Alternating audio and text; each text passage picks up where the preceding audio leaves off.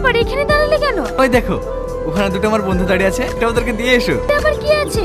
আরে মিষ্টি আছে পাগলি, যাও। আমি যাব কেন? তোমার বন্ধু, তুমি যাও।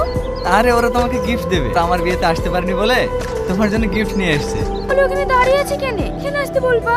না না, গেলে আমার সঙ্গে ওরা পার্টি চাইবে, তুমি যাও। ঠিক আছে, আমি যাচ্ছি। আপনাদের জন্য আপনাদের বন্ধু মিষ্টি পাঠালো। মিষ্টি? হ্যাঁ হ্যাঁ, দামি মিষ্টি দাও। নাও তোমার গিফট। আমার বন্ধুরা অনেক ভালো, গিফটটা খুব ভারী ভারী লাগছে।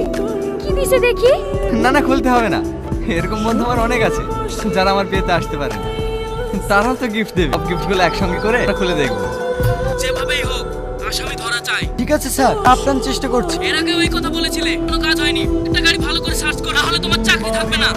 ঠিক আছে স্যার, ভালোভাবে চেক করবি, আজকে মাল ধরবই।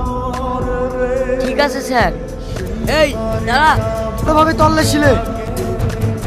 স্যার, এটা তো বিয়ের গাড়ি। ঠিক আছে, এই যাও।